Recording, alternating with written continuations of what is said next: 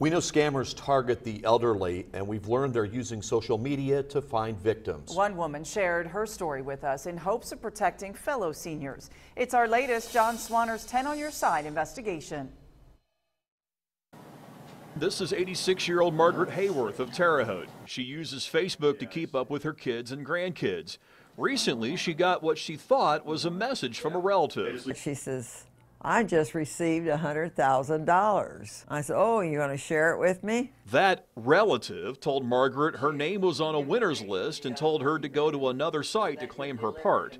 But she needed to pay $1,000 up front first. And I said, I'm not about to give no $1,000. She says, you've got to have faith. Margaret says she began messaging someone identified as online claiming agent.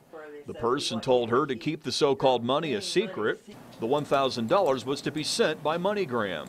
She was told the money was real and what was happening was legal. Margaret said he kept coming back to that $1,000. When you send in your money, he said, give us the tracking number, and then you will have your money tomorrow morning by 5 o'clock. This went on for a couple of days, and it really weighed on her mind.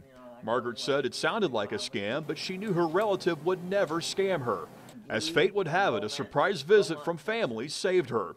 Margaret confided in her grandson, who said to call the relative who supposedly messaged her. I said, well, how do you like being $100,000 richer?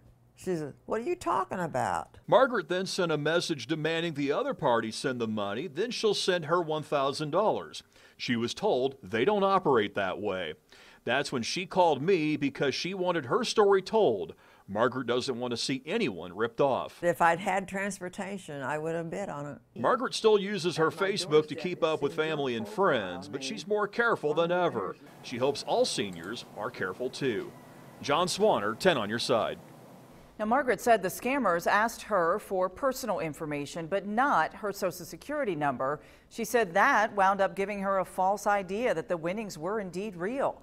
She says if you come across something similar, ignore it or tell someone you trust.